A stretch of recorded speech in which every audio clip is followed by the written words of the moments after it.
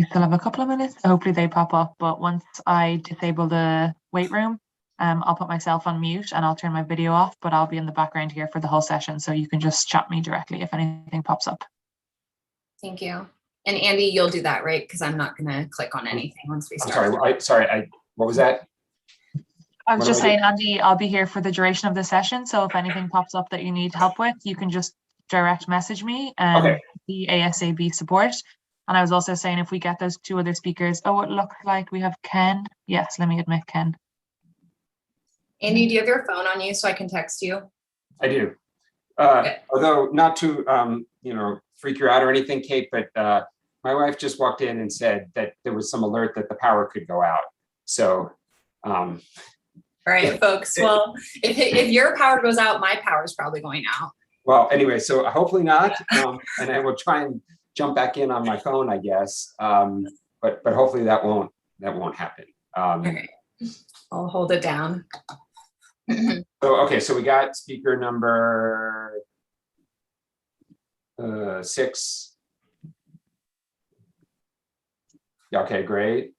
Do you want to share the slide, Kate? Yeah, Ken, can you hear us? Yeah, I can. Okay, we just wanted to verify that your slide, it looks right. Can you see my PowerPoint presentation? Yeah, I can. Does that look right for your slide? Yeah, that was good. Oh, you're not talking, so I'm sorry. Yeah. We couldn't hear you, Ken. Ken, does that look right for your slide? Ken, your audio is very quiet. Are you selected the audio on your local device, or are you using any sort of headset?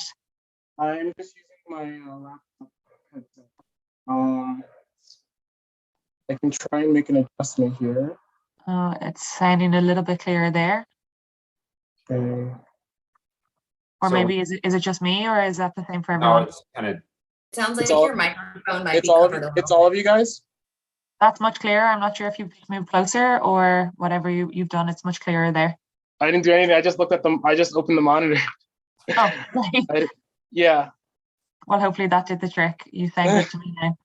Okay. So it looks like we have the 10 presenters, and except for the last one who may join us a little late, we have people in the waiting room. Can I peek at my slide too, real quick? I just was on before you may have gone through there. Sure. Sorry, who's saying that? Slide 5, maybe. Corey? Number two. Constantine, slide 5, I think. Okay. Beautiful. That looks fun. Great. So I think we can, unless there's any other pressing issues, we can let people in. Just so you know, the judges are. You won't know who the judges are. They're just attendees at the meeting. So you can't. Well, you can try pandering, but you won't know who you're pandering to. Okay, I'm gonna put myself on mute, disable the meeting room, and I will manage spotlighting the speakers for the various slides. Great. Thank you, Andy. I'm gonna mute. I'm gonna mute, and I'm not gonna have my chat on. So text me if anything comes up. Okay. Okay. Good luck, everybody. You're gonna do great.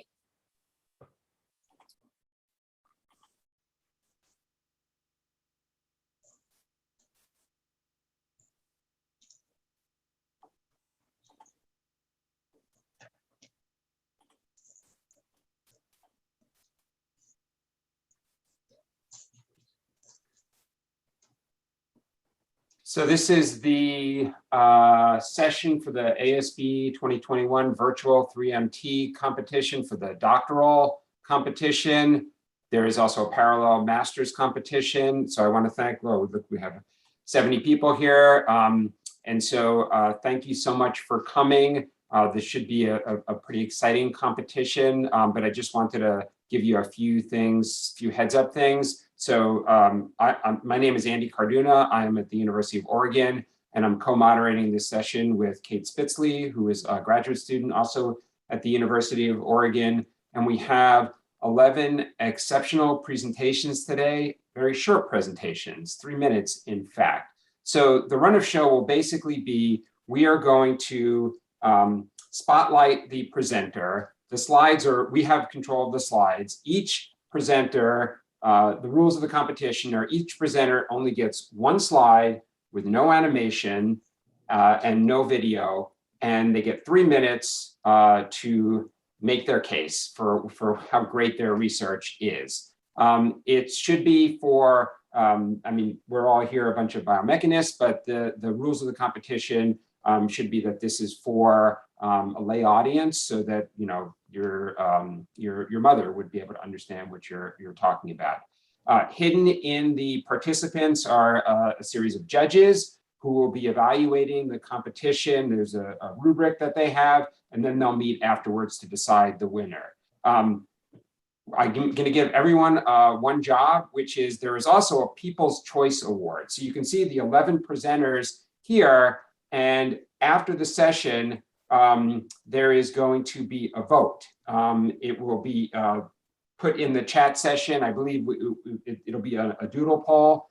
But basically, of these 11 people, as you're going through the competition, kind of think about who you want to vote for at the end of the day. And then you'll get a chance to vote for who you think did the best job with their presentation. And so we'll have the awards that the judges give, but it's also common for the 3MT competition to have a People's Choice Award. And so we're gonna, we'll have both of those things. So other than just enjoying yourself and enjoying the talks, that's my one job for you. And so unless there are any issues or questions, I am gonna go ahead and get the presentation started. And so basically we're gonna have these transition slides. There'll be the 3-minute presentation, and then we'll have a 2-minute gap. And I will try my best to entertain during that time. I have last year I tried to tell jokes. I don't know how well that went. I have some trivia questions. If anyone has any particular trivia questions that you want me to ask, please feel free to put them in the chat. But we're gonna have, each presenter has 3 minutes, and then we're gonna have a 2-minute gap, which will allow time for the judges to make notes on their, you know, on the rubric, so that they can, when they meet later, they'll have their notes and they're not rushing through that. Okay, so in the interest of keeping on time, our first speaker from the University of Texas at Austin, if we can go ahead to the first slide, Kate, and then if we can highlight, there we go. So go ahead and start whenever you're ready. Okay, so walking with 2 legs is a beautiful harmony. Now one leg moves forward while the other supports the body weight. However, this harmony can be disrupted if one leg became much weaker than the other. Imagine when you hurt your ankle or knee, you'll likely have a period of time that you rely on one leg more than the other. You'll adopt a limping gait pattern because you're trying to avoid using that painful leg. During that period of time, you'll walk slower and you're more likely to fall. This is actually what a great number of people who have had a stroke are experiencing right now. So after a stroke, one side of the brain is injured, which causes weakness on the opposite side of the body. And people who have had a stroke tend to avoid using their weak side. So they usually bear less weight on their weak leg during walking. This decreased weight bearing on one leg is associated with slower walking speed and high risk of falling, which largely affects their quality of life. Although training can partially improve the function of the weak leg, full recovery of the weight bearing capacity is barely achieved. It's likely because most of the training involves voluntary movement, and people have the instinct to avoid using the weak leg, even though they're asked to do so. So the amount of weight loaded on the weak leg during training is not sufficient. And to address this problem, we've designed a training platform as shown on the left lower corner. When the participant stands on the platform, one side of the standing surface drops about 2 inches. The unilateral drop tilts the body and forces the drop leg to bear about 90% of the body weight, which is a lot higher than what they can achieve voluntarily. And we expected that repetitive drop of the weak leg will strengthen its weight bearing capacity. And to see if this training really works, we conducted a study that provided a 6-week training for people with chronic stroke. In each training session, the weak leg would drop 50 times, and there were 3 training sessions per week. After 6 weeks of training, we measured their performance when taking a forward step. Because during this movement, body weight needs to be shifted to one single leg so the other can execute a step. We found a 21% reduction in the time it takes to shift body weight towards the weak leg, And also the peak weight loaded on the weak leg increased by about 2%. In addition, we assess their ability to quickly put their stronger leg on and off a step, letting the weak leg to support the body weight. This is called step test, a commonly used test in the clinic. And we found that the steps taken in 15 seconds increased by around 20%. So these results show that our perturbation-based training can improve the weight-bearing function of the weak leg in people with chronic stroke. We will need to see if this training is really better than conventional therapy. And if so, we can see that this training platform being transformed into an accessible and portable rehabilitation device that people can use at home to improve their quality of life. Thank you.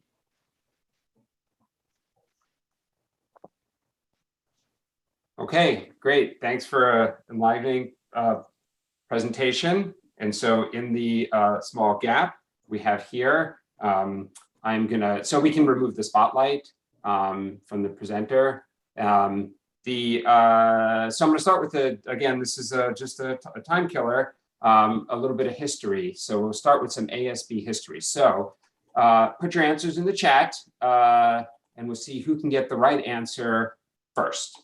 So the question is, what year was ASB founded? What year was ASB founded? Okay, let's see. Looking at the chat. So we got 1977, 1968, 1966, 1977. If anyone has any other ideas, feel free to put them in the chat there. I got 74.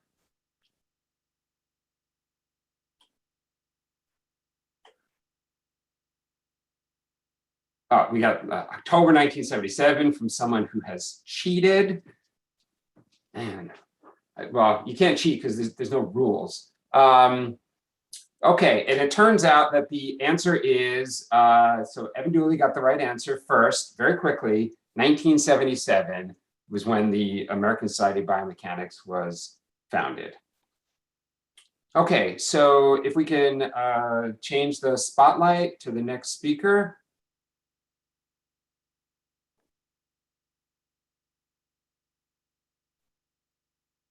Okay, so the next speaker is coming to us from Northwestern University. So take it away whenever you're ready. Your shoulder is the most likely joint in your body to dislocate.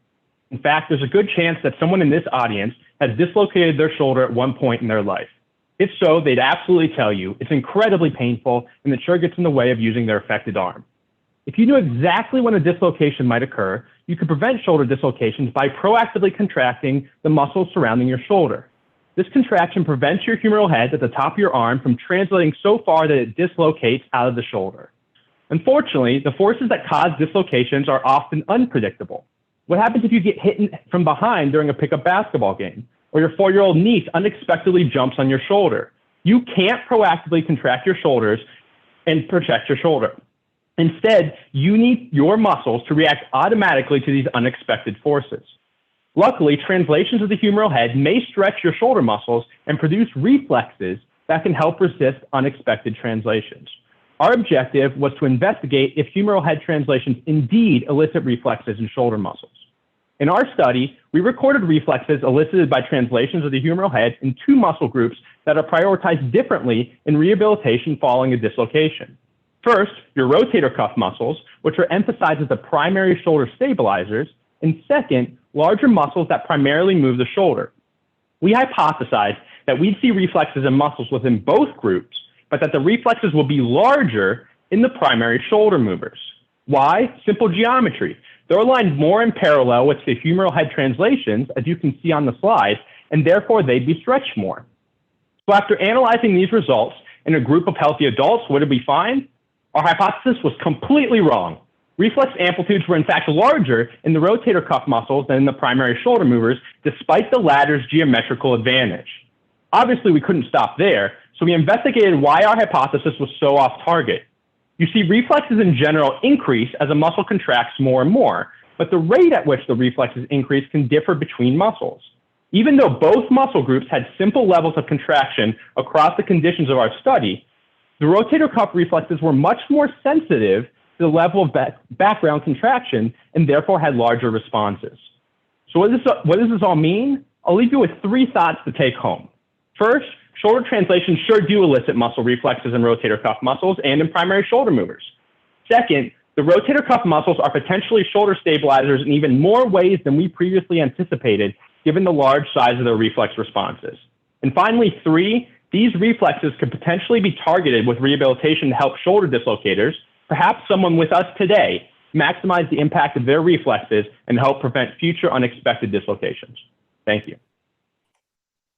Fantastic, great. Thanks for that fascinating talk. And so now we're going to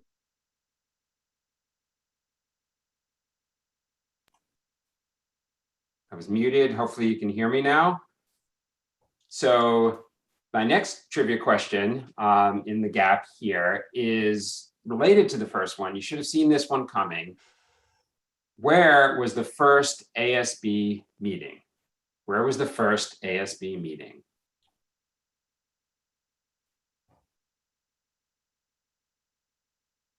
And of course, Don Anderson is the first to answer. We got Iowa City, got Colorado, Florida. Any other guesses? First ASB meeting back in 1977. Seattle, Atlanta, Florida, Penn State. All good guesses. I think the meeting has been in all of these places.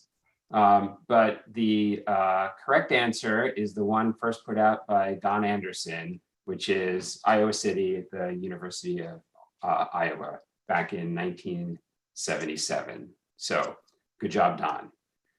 Okay, so the next speaker, if we could transition to the next speaker, change the lane. So again, next speaker coming to us from the University of Florida. And whenever you're ready, you can go ahead and start your talk. Oh, wait, sorry, we need your slide. Kate? Or is it automated? I'm waiting for 2 minutes. Okay, so we have it locked out. Apparently I jumped the gun and I started too soon. So we'll just wait a minute here or however long it is. It should be coming up. I feel like I should have more to say, but I don't want to. Don't worry, you only have 10 seconds left. Okay, perfect. Thank you. All right, Sydney, I'll put your slide up now.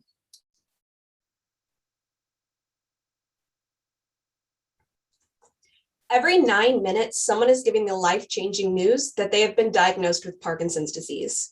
For an individual with Parkinson's disease, gait impairment, often displayed as slowed walking speed, is a top treatment priority, but unfortunately is the least likely to improve with any type of intervention. Gait training, such as treadmill walking, can direct patients' attention towards their shortened, more variable steps that are inherent in the disease.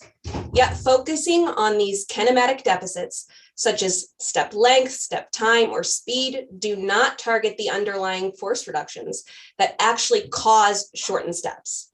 As biofeedback of push-off force, also known as anterior ground reaction force, has been successfully applied in healthy older adults and individuals with stroke, we hypothesize that targeting push-off force may be more effective in improving overground walking parameters than popular interventions such as normal treadmill walking. For this very introductory study, we aim to determine if individualized, real-time feedback of push-off force on an instrumented treadmill could improve normal overground walking after a single session.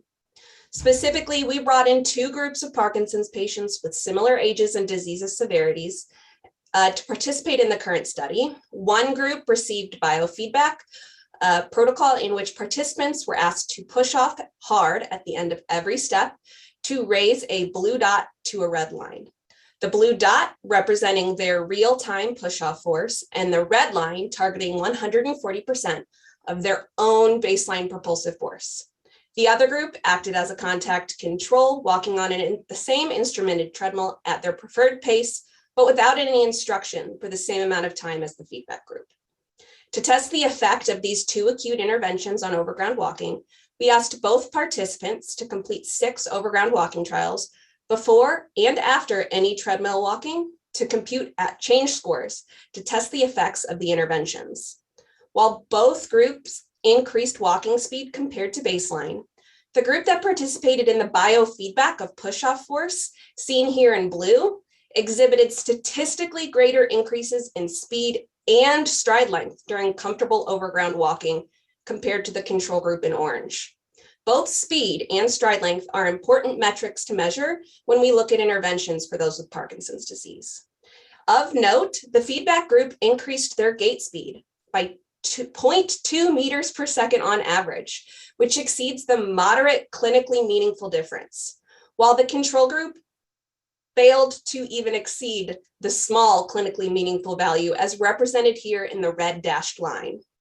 We really look forward to expanding our sample to better improve the lives of individuals with Parkinson's disease.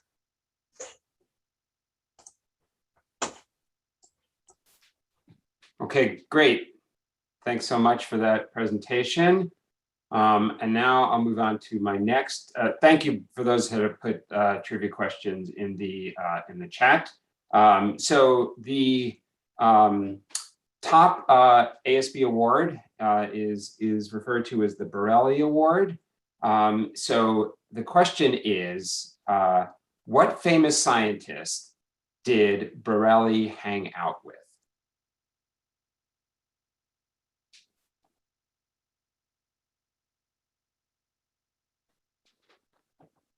So we've got one answer so far.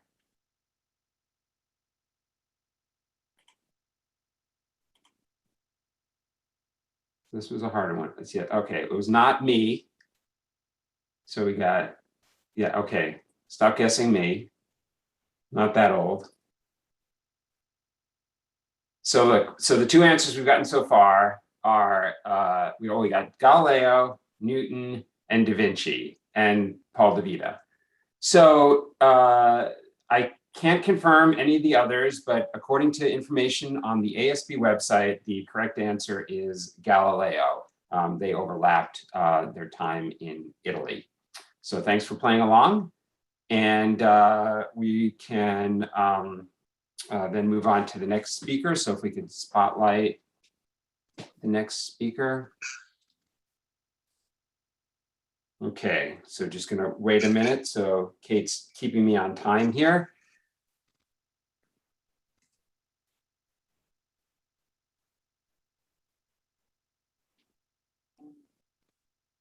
Okay, so our next speaker coming to us from the University of Delaware, and the slide should be coming up any second now. And again, we'll start the timing when you start talking. So go ahead. Last week, many of us sat in front of our televisions in awe of Allison Felix, the most decorated female Olympian in track and field history. I couldn't help but be humbled by how incredible the human body is, that she can achieve such fast speeds. But how do we achieve fast speeds? One answer, propulsion.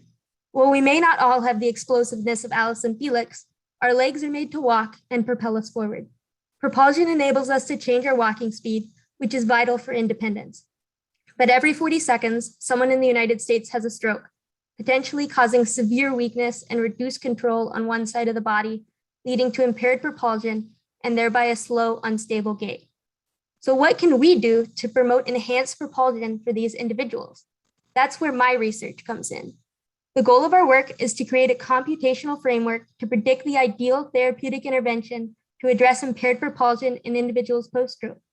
As a first step, we're looking at one specific intervention, treadmill gait training, and predicting the best way to control the treadmill to increase user propulsion. To do that, we'll develop a predictive simulation framework that will estimate how an individual's specific impairments might impact the response to different treadmill controllers. So far with our models, we've been able to predict differences in gait mechanics at slow, medium, and fast speeds on a fixed speed treadmill. Next, we'll implement a self-paced treadmill where the belt speed is controlled by the user, making them different from your typical gym treadmill.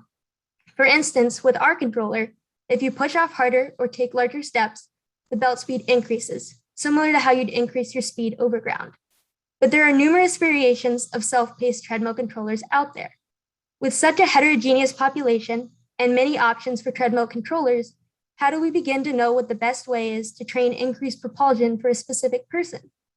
We've already demonstrated experimentally that adjustments to our control algorithm can result in increased propulsion for healthy young adults. But even young adults in this population respond differently to different control conditions. So we know that these self-paced controllers do increase propulsion, but to experimentally determine the ideal controller for an individual, we'll need extensive trial and error methods, lasting too long for individuals who'd had a stroke to walk without fatigue. Our predictive framework has the potential to reduce the need for this long trial and error sessions in the lab or clinic, and once it's validated using experimental data, it can be used to customize treadmill rehabilitation prescription, bypassing the need for trial and error. While most of us will never train to attain the explosive propulsion of Alice and Felix, this ability to efficiently customize self-paced controllers to target specific stroke-related impairments will improve rehabilitation protocols to target enhanced propulsion, improving the quality of life for millions of stroke survivors. Thank you. Okay, great. Thanks for another fascinating presentation. And so now we'll try another trivia question. And so this one, I want to thank one of our many participants, Margot Donlin, who had a follow-up on the Borelli question. And so this one's a little bit more complicated. It's not just a one-word answer. And I can either verify any of the information, so I'm trusting Margot here. So the question is, what did Borelli's first gait analysis experiment conclude? What was the conclusion of the first gait analysis experiment from Borelli?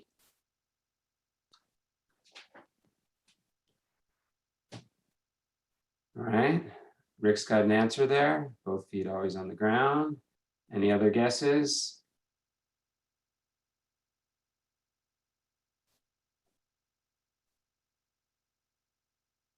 Humans are bipedal.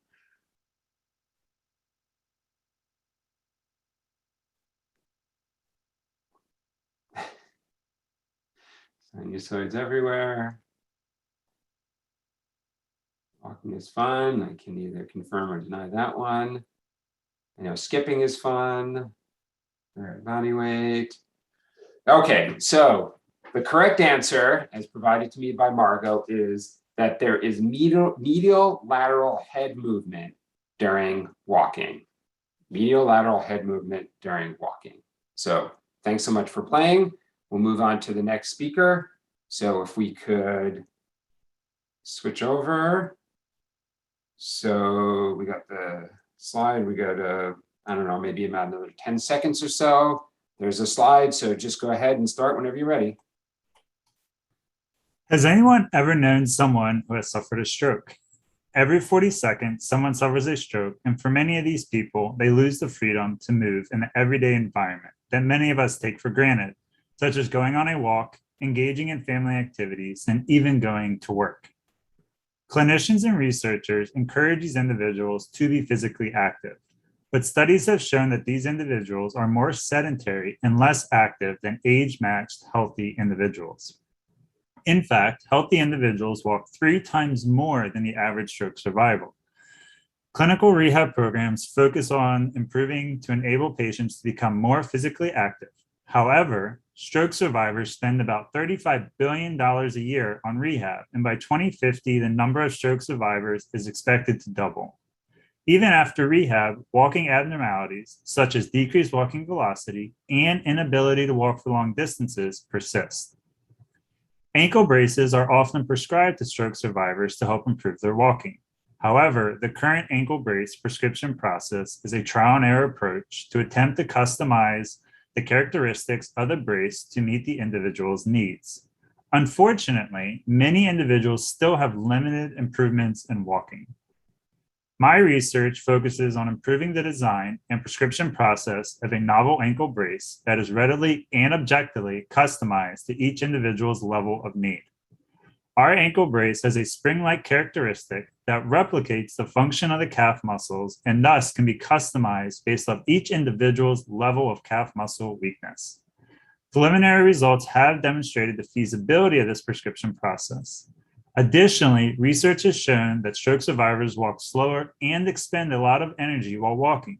So understanding how and if this newly designed ankle brace affects energy cost and gait velocity through a range of conditions over time could be vital in improving the ankle brace prescription process. Our results have shown improvements in energy cost and walking velocity while wearing their customized ankle brace compared to both wearing their current clinically prescribed brace as well as not wearing a brace at all. Moving forward, I plan to collect data on additional participants and continue to quantify and better understand the fundamental interaction between the individual and ankle brace to explain the improvements in energy cost and gait velocity. Investigating this data will allow us to understand who benefits from ankle brace use and why. This research will revolutionize the orthotics industry and the trial and error prescription approach and provide meaningful improvements in the walking abilities and lives of individuals who have suffered a stroke. Thank you. Great. Thanks so much for another great presentation. So I will move on to my next trivia question. So many of us that study kinematics might use Euler angles to describe joint motion. This is not a question about Euler angles. It is a question about the person who came up with the idea, Leonhard Euler. So the question is, what country was Euler born in? What country was Euler born in?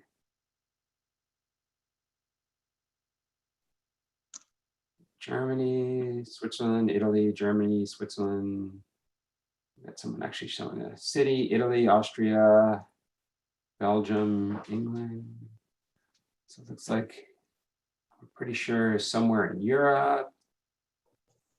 Someone put an actual day. I'm assuming, again, no cheating, but they probably went to the internet. So the correct answer to this question is in fact Switzerland. He was born in Switzerland, moved around, spent time in Germany, spent time in Russia, and I was going to ask for years, but he was born, yes, in, let's see if the person that had the date right was, yes, he was born April 15th, so tax day, 1707 in Switzerland. Thank you for playing. So let's move on to the next speaker. So if we can highlight the next speaker. Great, okay. We still have just a few more seconds to give the judges time to go. It should transition here in about 10 seconds or so.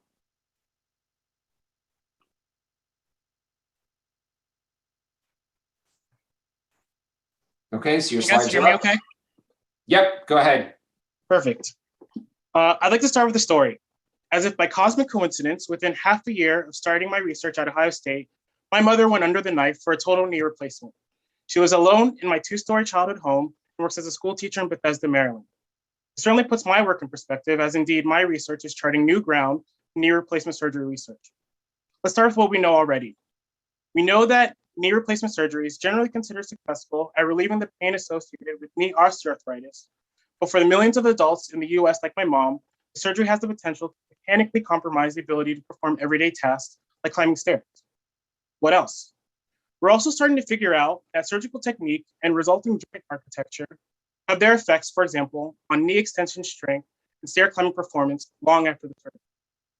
Makes sense, right? Biomechanics in, biomechanics out. But what if we're missing something? We've got mounting evidence that in addition to biomechanical relationships between what's seen intra-op and post-op, that there are patient-specific factors, preoperative knee function, mental and physical health, anthropometrics, and before and after gait biomechanics that each contribute to patients' long-term outcomes. That's where I come in. I believe that there are interplays between patient characteristics, knee function, and movement patterns that together with surgical technique require us to treat patients as individuals. It's not one size fits all. In our research, our ability to quantify knee biomechanics, both inside and outside the OR, as well as these different dimensions of patient health and knee function longitudinally, using motion analysis, surveys, dynamometry, and clinical observation, allow us to better target, quantify, and control intraoperative knee mechanics and tailor rehabilitation plans to better predict and improve long-term functional outcomes, taking into account that which makes each patient unique. Let me give an example. Recently, a closer look at a previously completed examination of the trends of quadriceps strength in our participants from pre-op to 2 years revealed the heterogeneity, the diversity of our patients early after recovery that led to distinct patterns of quad strength recovery long-term. Uncovered was a previously unseen difference in outcomes between those patients whose quadriceps strength at 6 months had either improved, stayed the same, or had yet to fully recover to pre-op levels. We checked back in with them at 2 years. A simple and potentially clinically relevant recovery milestone, and that's just one example that has emerged from our approach. To conclude, even though we're biomechanists and we love to talk about angles and forces and moments, what we're finding is the possibility that we're overlooking those characteristics that impose their influence on our beloved biomechanical relationships. As we look to a future of even more surgeries on younger, more active, and more diverse patients, we're finding that we have to look beyond the averages, take a holistic approach, and better consider the individual patient in order to improve outcomes for folks like my mom. Thanks for listening. Great. Thanks so much for another great presentation. I'm going to move on to my next trivia question. So the next trivia question, everyone should know the answer to this question, right? So the issue is going to be, who can type it in fastest, right? Everyone should know the answer. Okay, it is not 42, but that is a great guess. That is usually my answer to everything. It is not 300. I haven't asked the question yet. It is not a number. Okay, the question is, who is the incoming president of the ASB?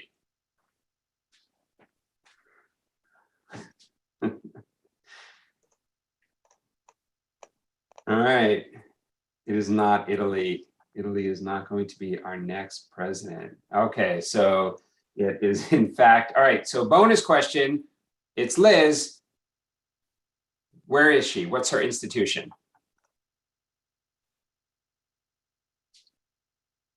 It's not Pittsburgh. Yes, it is in fact, she is at the University of Illinois. So Liz is at the University of Illinois Urbana-Champaign. Thank you so much for playing. Let's see, who got the answer first?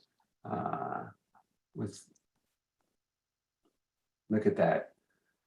I need Ibrahim, sorry, I butchered your name. Liz with 3 exclamation points is the, in fact, correct answer. So if we could move on to the next presenter to spotlight.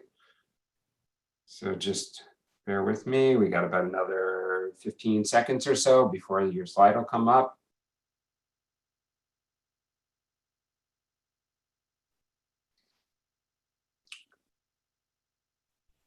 Okay, go ahead. I imagine that we all have a runner friend who, if we asked them how many miles they've run this week, they could give you the exact number.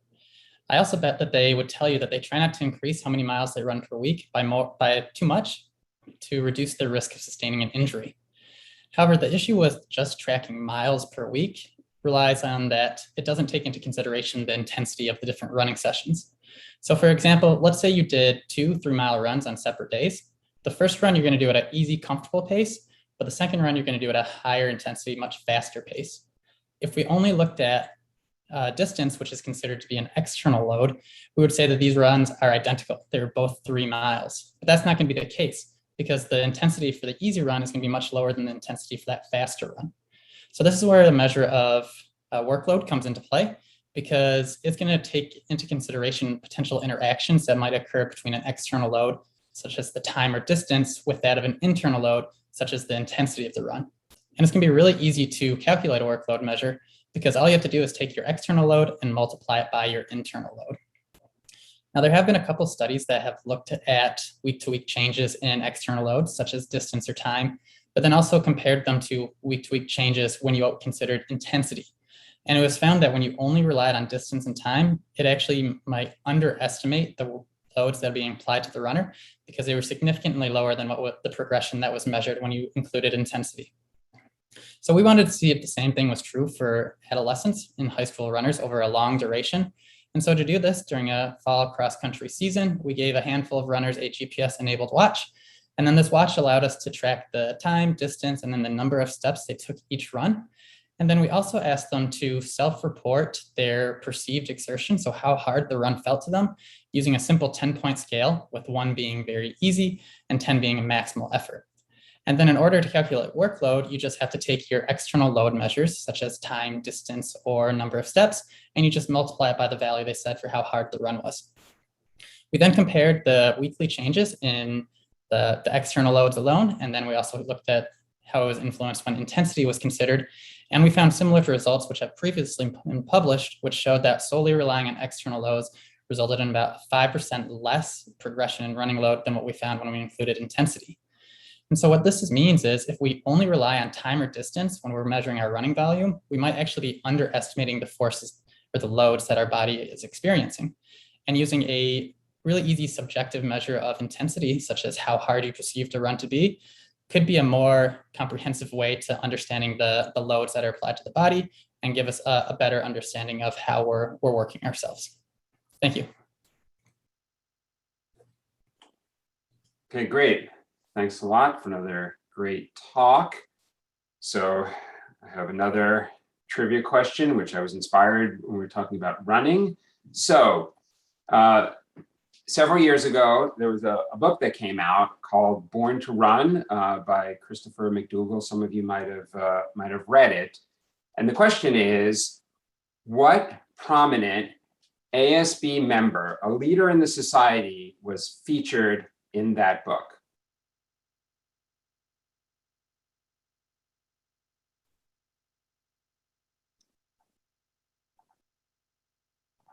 So I don't know. So there's a couple of answers in here. So the answer I was looking for was Irene Davis. I don't know if Dan Lieberman, who is in the book, has affiliation with ASB, but the first one to get Irene was Elena. So thank you very much. You got other people. I do not know if Ken Kaufman or Dan Ferris were mentioned in the book. I do not remember. I just remember that Irene, I was very excited reading the book. And then all of a sudden I was like, I know this person, I know this person.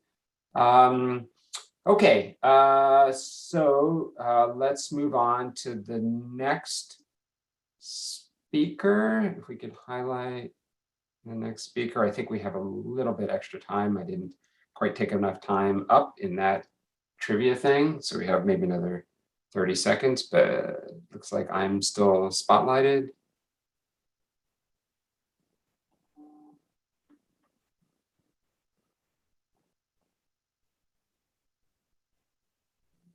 Okay. So just another maybe 10 seconds or so. So go ahead, start when you're ready. Hello, everyone. Measuring muscle activation signals is an important part of what we do as scientists to understand how the body is able to overcome gravity and external loads. These signals differ between each individual and are measured with sensors on the skin known as EMG. In order to compare 2 or more people to each other, we have to normalize the data by dividing it by a baseline signal. There are multiple techniques for obtaining a baseline maximum effort measurement that are frequently used by researchers. Of all available techniques, isometric and dynamic maximums are the most frequently used. An isometric maximum is collected at an optimal muscle length for a muscle of interest. In this case, we tested the biceps femoris, whose optimal angle is in the prone position with 30 degrees of knee flexion and a neutral hip. The dynamic method involves a subject performing the maneuver being studied and taking the peak activation from the target muscle during that movement. In this case, we had our subjects perform a 1RM back squat protocol and use the maximum signal obtained for the biceps femoris during the back squat as our dynamic maximum. Normalization of muscle activation during weighted exercises like back squats often result in activations that far exceed the maximum isometric reportings. This could suggest the use of a dynamic maximum is a more applicable normalization scheme for EMG signals during weighted exercise movements. Furthermore, the isometric contraction has substantial limitations for tasks like squats to full depths, as they tend to extend far beyond the joint angles generally involved in isometric contractions. Our study aimed to compare reliability and variability of biceps femoris activations during submaximum back squats when normalized to standard MVICs and dynamic activations during a 1RM squat. What we found was the isometric and dynamic normalization methods had similar and good reliability. And most importantly, when we look at all 27 subjects with each of the two techniques, we saw 3 times greater variability in isometric compared to dynamic normalization, which means MVIC is far more variable than DMVC as a normalization method. Additionally, as a female strength coach, I'm always looking for research showing me how females might differ from males. And unfortunately, not enough is done in exercise science separating them out. Because of this, we looked for interaction effects for peak biceps femoris activation, and we found sex differences were larger in females when normalized to the isometric than to the dynamic method. This makes inter-study comparisons tricky when normalization techniques are different. Based on our findings that a dynamic maximum was as reliable as the standard MVIC, and that the dynamic maximum presented with reduced within sex variability, we suggest EMG should be normalized to a dynamic maximum contraction, particularly for weighted exercises. Thank you.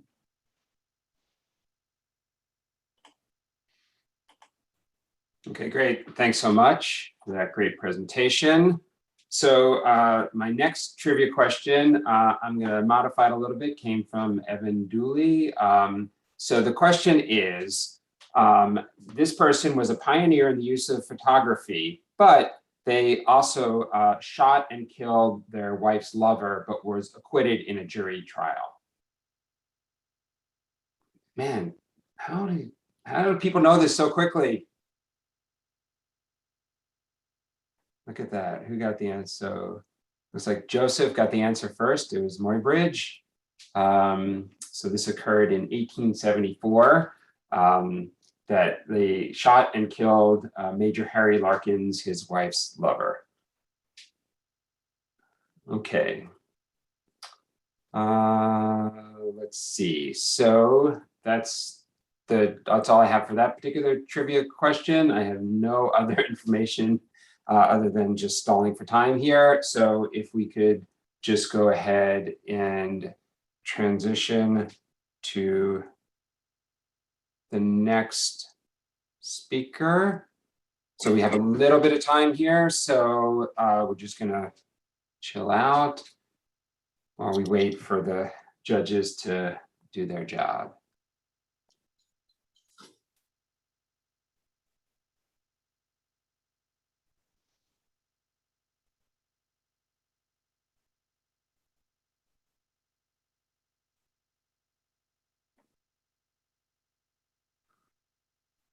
Okay, we got about 20 seconds. And whenever your slide pops up, you can just go ahead and get started.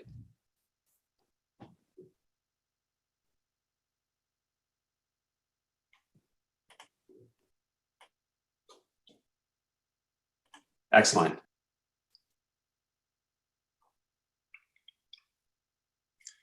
What do these 3 things have in common? Stepping on a Lego, folding laundry, and receiving a round of applause? They're all forms of biofeedback that we use to understand our environment and situation. Biofeedback refers to receiving information based on your own actions or current state to inform or steer future actions. Most of us have biofeedback devices on our wrists and in our pockets, tracking how many steps we take or how much our heart rate goes up and down after climbing a flight of stairs. We use biofeedback in our lab to cue specific walking patterns. This is useful because we can turn a dial to manipulate changes in walking, such as faster speeds, regulated balance, or less up and down motion. Pretty much anything that can be measured and displayed in real time is fair game for biofeedback. Today, I'll talk about 3 benefits to using biofeedback. These are normalization, adaptation, and gamification. Normalization. Everyone has different bodies and movement patterns. What is typical for me might not be comfortable for you. By comparing folks to their own normal ranges, we allow them to set their own baseline. Normalizing a sample to their baseline supports greater diversity of outcomes and allows us to better study how we change in response to biofeedback. Which leads us to adaptation. The whole point of biofeedback is to change a specific part of our movement strategy to match a target. We usually choose targets to be something desirable, like faster speeds, improved balance, or smoother transitions. By steering folks to elicit these responses, we can better understand how they make that adaptation and what trade-offs might arise. Lastly, biofeedback turns data collections into a game. Our current biofeedback experiments are pretty rudimentary, kind of like my stick figures. For research, biofeedback only needs to be functional enough for accurate targeting. But in the future, as our measurement and feedback capabilities become more portable, we can design more immersive environments to assist training programs or subtly keep people on track for their goals. We are well on our way to unobtrusive wearable devices recording much more than step counts. Our accelerometers, augmented reality, and haptics are only going to get better. These devices and software may soon provide real-time and personalized data on energy consumption, risk for injury, or even if we're too impaired to drive home. Our role as biomechanists is to identify which biofeedback variables are most important and understand how prioritizing them will affect short and long-term outcomes. If you want to hear more about my biofeedback research, come see my presentation tomorrow during the Locomotion 2 session at 11 a.m. Eastern. Until then, go check your biofeedback devices to see if you are on track for your activity goals. Okay, great. Thanks so much. Now I'm going to pull up my next. I'm just checking to see whether I have the right question. Okay, so the question is, now I'm going to shift not to Borelli, but I'm going to shift to the Jim Hay. So Jim Hay, there's a Jim Hay Memorial Award. And so the question is, it is not Iowa. So the question is, whose Jim Hay Award winning presentation was called Preparing for Impact, Biomechanical Inspirations from Olympic Sports, 2016, without looking. Sarah Wu, Blake Ashby, Joe McGray, Jill.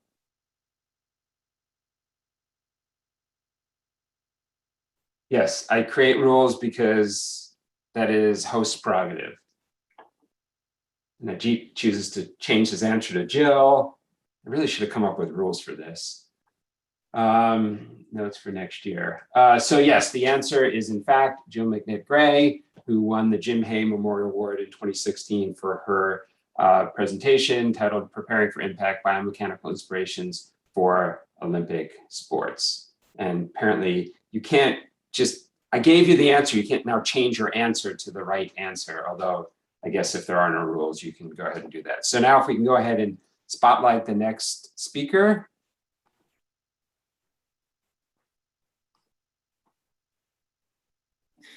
Okay, we got about 15 seconds or so, and then when your slides come up, you know the drill, just go ahead and start when you're ready. All right.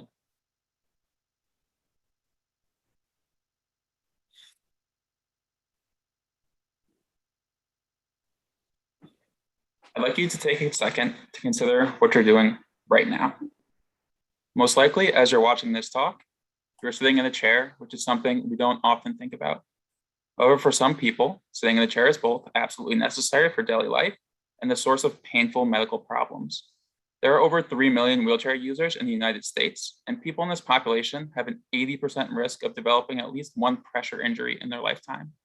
Pressure injuries are soft tissue injuries that are caused by sustained pressure on the body, like those experienced while seated. Injuries take 10 weeks to heal on average, during which the affected person typically cannot sit down because pressure relief is part of the treatment.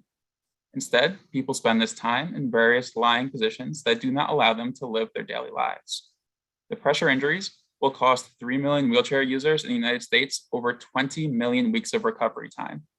My research focuses on methods to predict and prevent pressure injuries so that our friends and families in wheelchairs can reclaim that time. As I mentioned, pressure injuries are caused by sustained pressures. My work involves experimental research to study the pressures on the body while seated, and tissue responses to those pressures. We designed and built an innovative articulating wheelchair, which was instrumented with pressure mats and load cells to investigate the effects of repositioning strategies on seated pressures.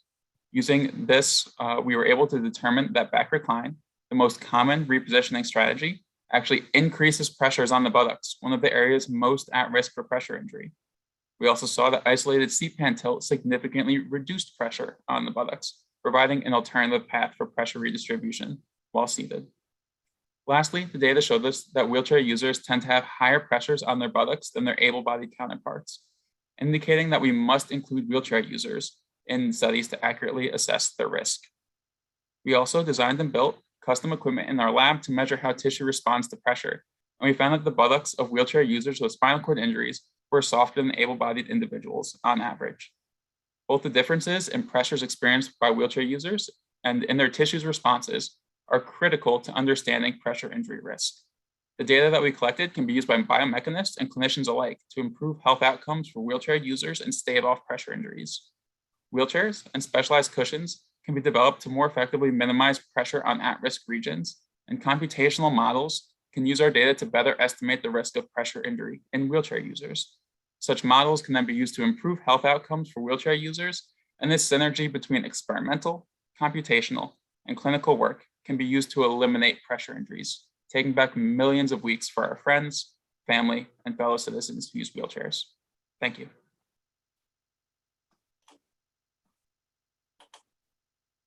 Great, thanks for another great talk.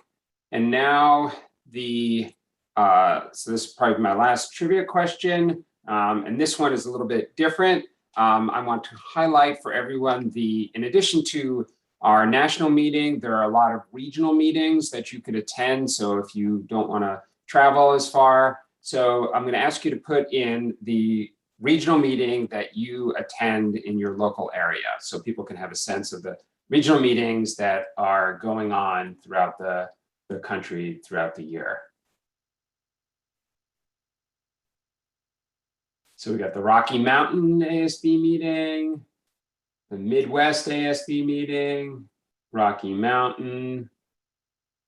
There's the Northwest Biomechanics Symposium, ASB East, Southeast, Rocky Mountain, Great Plains, South Central. So hopefully you can see there's quite a lot of opportunities beyond just going to the national meeting for participating in meetings throughout the year. I know a lot of these have been obviously virtual for this year, but hopefully in the coming year, you'll be able to get back in touch with people. Hopefully we'll have actual meetings. I know the one I attend, Northwest Biomechanics Symposium, has been virtual for the past 2 years, and we're hoping to have it in person this year. So if we could transition to the last speaker.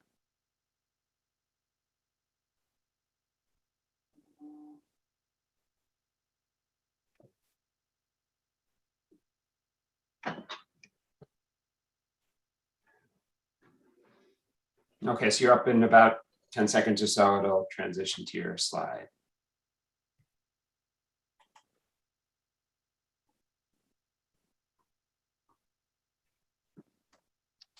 I want you all to think to yourself for a second about if you personally know someone who has suffered an ACL injury. My guess is that the majority of you will be able to identify at least one person who this has happened to. Maybe you don't have to look any further than yourself. Rehabilitating an ACL reconstructed knee can be grueling. Even if an ACLR athlete finally does return to sport, it might look like they're favoring their healthy leg. Have you ever seen an ACLR athlete go on to injure themselves again, such as during a jump landing, and noticed how their healthy leg, or even both legs, didn't bend much at the joints? They may have appeared rather rigid as they landed from a jump to head a soccer ball, rebound of basketball, or spike volleyball. When your legs bend minimally at the joints in a jump landing, it can be described as a stiff landing. The nature of a jump landing can be characterized in part by the magnitude of a term called limb stiffness. Limb stiffness is essentially the resistance of the leg to change in length after the ground is contacted and a reaction force is applied to the leg. It has been proposed that higher limb stiffness improves metrics such as running speed and jumping height and distance, but too much limb stiffness, however, may put ACLR and healthy athletes alike at increased risk for injury during high impact landing tasks. This increased limb stiffness may prevent joint bending that allows your leg muscles to sufficiently absorb these ground reaction forces. For the study on symmetry differences in stop jump landing mechanics that I will be presenting tomorrow, it was found that ACLR athletes used altered landing strategies compared to a healthy control group according to limb stiffness and limb stiffness asymmetry. If these measures can be used to explain how ACLR athletes are putting themselves at a risk for a second ACL injury by offloading their surgical limb during the landing, it's possible that limb stiffness and limb stiffness asymmetry can also be utilized in investigating primary lower extremity injury risk during dynamic landing tasks. For my thesis, I am interested in establishing limb stiffness and limb stiffness asymmetry as injury risk assessment measures that can help us identify if healthy athletes are using sound landing techniques. Specifically, I plan to explore how these measures will vary with 3 different factors. The first is landing task difficulty. For this, think of how you may land differently when you're running and jumping forward compared to a simple vertical jump. Additionally, imagine jumping and reaching up for a ball so that landing isn't your only focus. The second is sex. Previous research has determined that female athletes are at higher risk for lower extremity injuries than male athletes due to different jump landing strategies. Limb stiffness and limb stiffness asymmetry, however, have not been considered in such studies. And the last is stage of development. As children adjust to ongoing strength and stature changes during puberty, their movement strategies and stability during these are affected. I hypothesize that limb stiffness and limb stiffness asymmetry will both increase for the more difficult landing tasks for female athletes and for athletes who are going through puberty. Identifying how limb stiffness and limb stiffness asymmetry change with these factors will enable jump landing training and other intervention strategies to be implemented in a timely manner so that healthy athletes can reduce the risk of these primary lower extremity injuries. Thank you.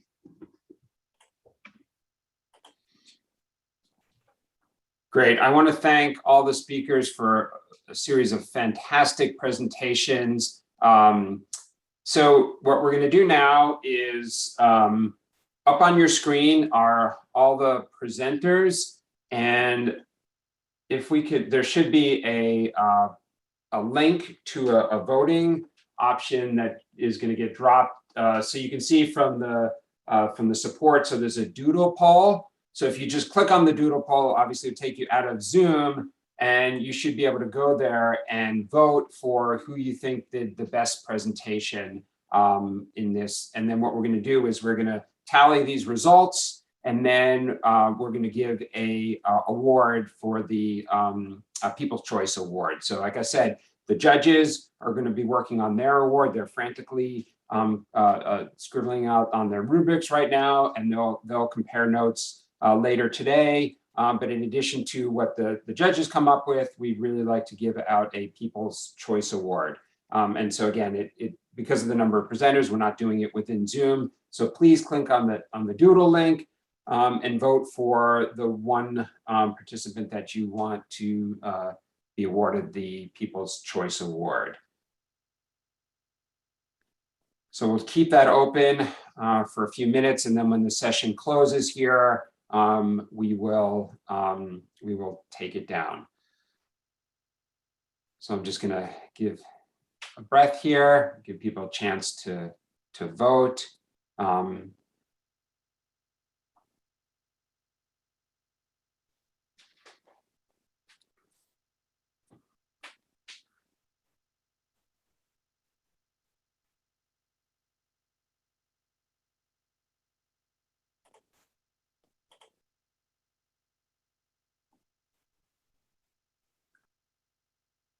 Since I don't have access to it, I'm hoping the voting is working okay. It looks like people are giving me a thumbs up that they can go access the voting. So like I said, we'll just keep this open for another minute or so people can get their votes in. But I would like to thank all the presenters for a series of excellent talks. We had a parallel session, which was the master's competition. Sylvia Blemker and her graduate student, Katie, were hosting that one or moderating that one. I just got an email from them that one went fantastic. That one ended a little earlier because they only had 8 presenters. But I really want to thank everyone for showing up and supporting the students that are presenting. Hopefully this is a format that ASB will continue to move on. It is an opportunity for students, obviously, to present. The elevator talk, having to put their ideas together in a very short amount of time with not a lot of technical information.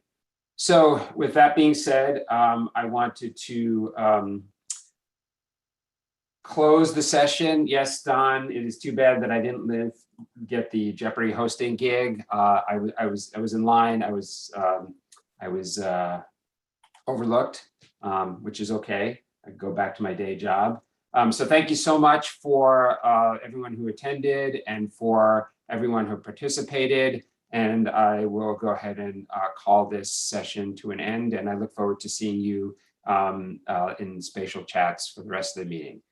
So enjoy, have a great meeting, everyone. And I will hopefully see everyone in person next year. Take care.